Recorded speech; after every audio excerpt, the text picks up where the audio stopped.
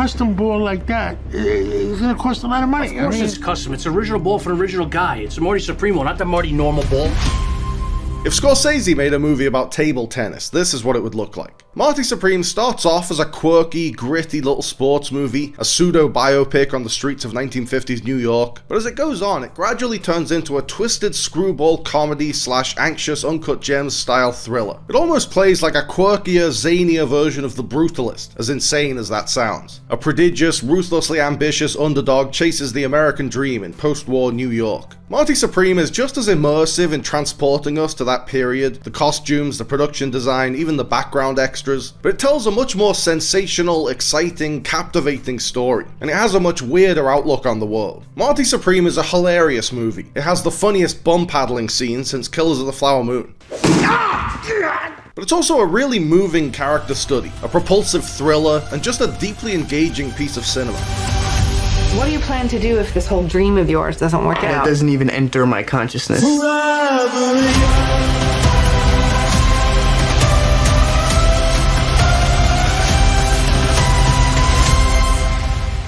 This year we've seen Josh and Benny Safdie, hitherto known as the Safdie brothers, break off on their own and make their solo directorial debuts, Josh with Marty Supreme and Benny with The Smashing Machine. The problem with The Smashing Machine was that Mark Kerr isn't an interesting enough character to carry a whole movie. He's an angry guy, he's got a pill problem, don't we all? You can't make Raging Bull if you don't have Jake LaMotta, if you don't have a character that's interesting enough or has enough depth to sustain 2 hours worth of investment. Marty Supreme doesn't have that problem. Marty Mauser is a character I could watch for hours. He might even be a new cinema icon. The most common take I've seen about Marty Supreme is that the film is great but the character is unlikable. But I disagree with that. I saw him as more of a comic anti-hero like Larry David or Kenny Powers or Steve Zissou, with almost Ron Burgundy levels of unearned confidence. I don't know how to put this, but I'm kind of a big deal.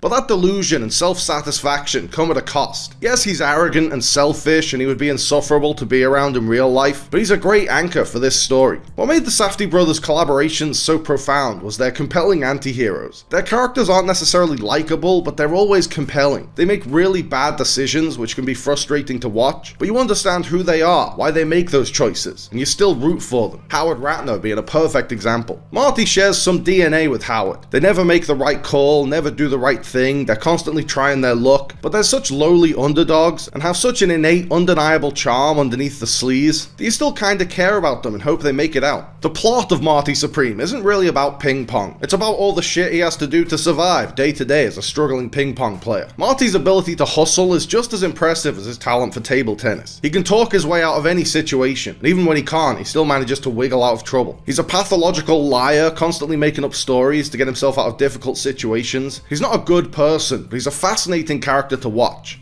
This drama is very important to me. I can't undercut the drama. Timothy Chalamet gives an incredible performance as Marty. Marty is a big dreamer surrounded by pragmatists and realists and pessimists. Gwyneth Paltrow is a jaded, aging movie star. Fran Drescher is Marty's overbearing mother. Odessa Azion plays a liar and a cheater and a liability, but she brings such a warmth and vulnerability to the character that it's impossible not to like her. Non-actors give some of the best performances in the film. Hip-hop icon Tyler the Creator as Marty's best friend, filmmaker provocateur Abel Ferrara as a cantankerous old street tough, real-life table tennis player Koto Kawaguchi as Marty's Japanese arch-rival. Shark Tank's Kevin O'Leary gives the standout supporting turn in the movie for me. He's the best foil for Chalamet, a ruthless business tycoon who sees right through Marty's bullshit. But it's Timmy's movie, and he brings his own passion and pursuit of greatness to this character.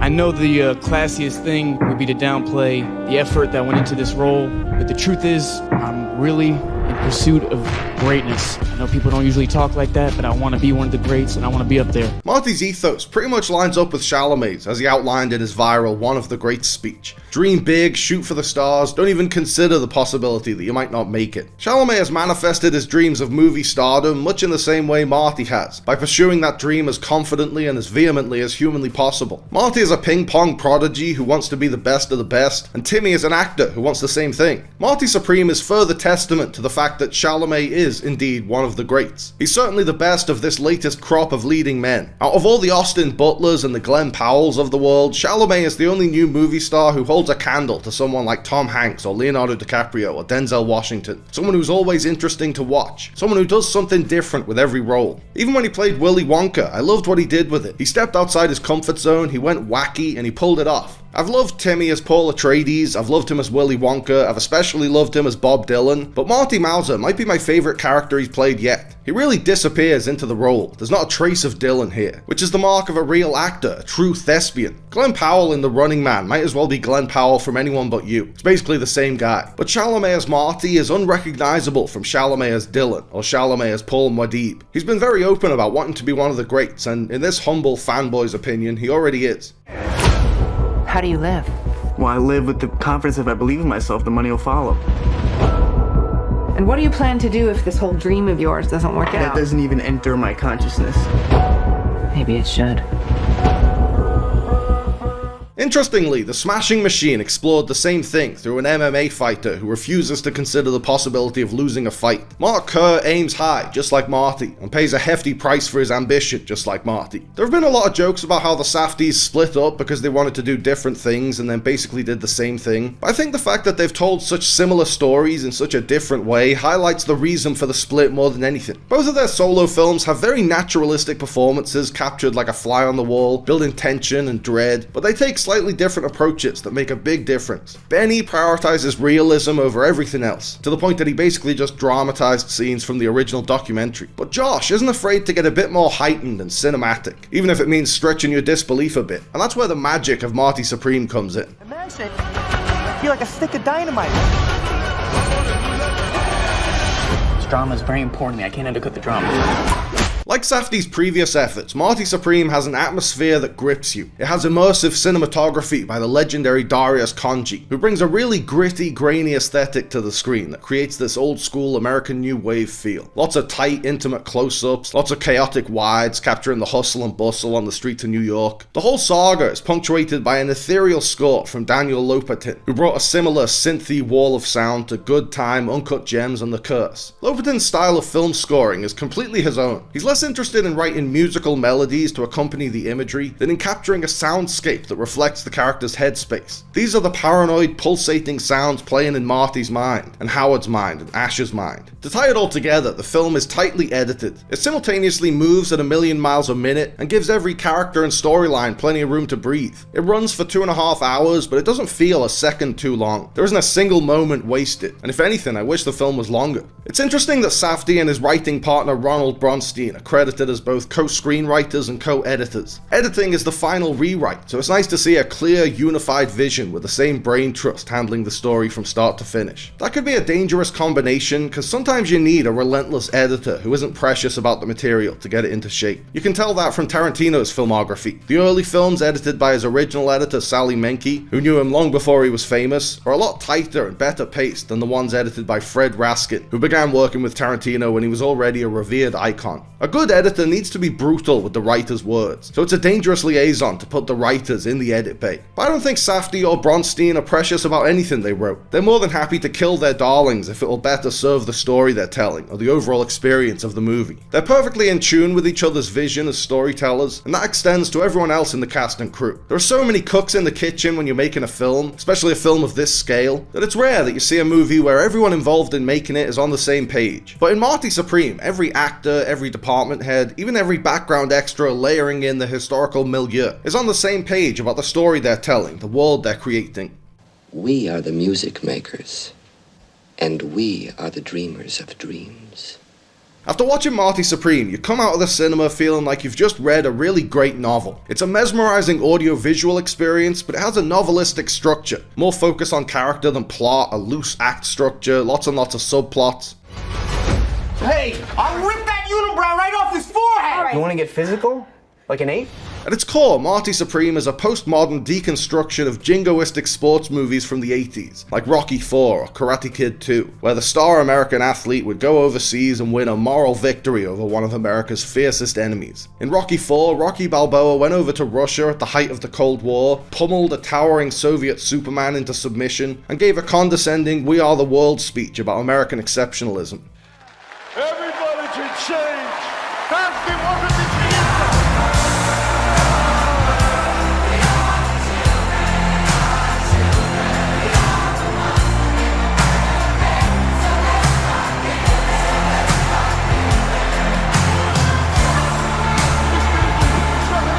Marty Supreme shares its geopolitical villain with Karate Kid 2, the Japanese. I feel that I have blood on my hands. You ever seen Prison About You? But where the Reagan-era American exceptionalism of Rocky and Karate Kid didn't have a hint of irony, Marty Supreme is steeped in irony. A few years after the end of World War II, Marty Mauser gets himself into a very public feud with a Japanese table tennis champion, who's become a national treasure in a Japan still recovering from a nuclear holocaust. And then the ultimate, or what seemed the ultimate. Hiroshima was 41 years and 8 months after Kitty Hawk. In the film's climactic sequence, Marty plays against this national treasure on his home turf, in front of hundreds of adoring Japanese fans and a small gaggle of American military personnel still stationed in Japan. It's almost like a political cartoon. Oh, yes! Oh, that ought to wake people up. Shut the fuck up. I love sports movies, but I couldn't care less about sports. Football, tennis, hockey. I don't watch sports, I don't talk about sports, and I'd rather take a battering ram to the nuggets than watch a full 90-minute football match. So for me, the true test of a sports movie is whether it can get me to care about competitive sports, engage with competitive sports, because I'm genuinely invested in the characters and want to see them win. I wouldn't even get excited watching England play in the World Cup final in real life, but I was on the edge of my seat hoping that Ford would beat Ferrari in Ford v Ferrari, because I loved Matt Damon and Christian Bale's characters and I saw what they went through to build that car. The same with Rocky's fight against Apollo, or the Bad News Bears match against the dreaded Yankees. I think that's what a sports movie can do at its very best. Recreate the thrill of a live sporting event, even for people who don't follow sports and don't know what that thrill is like. In Marty Supreme, Josh Safdie managed to get me excited watching people play ping pong. If that's not the mark of a truly great filmmaker, I don't know what is. It reminded me of how the Queen's Gambit managed to make chess riveting and dramatic. Table tennis means everything to Marty, and since you're invested in his journey, it means everything to you, too. And it's only a matter of time before I'm staring at you from the cover of a Wheaties box. You think it's that simple? Yeah, I do.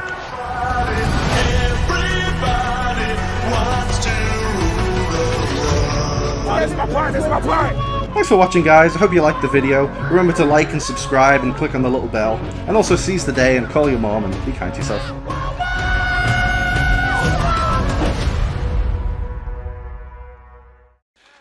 Everybody should change. Каждый может измениться.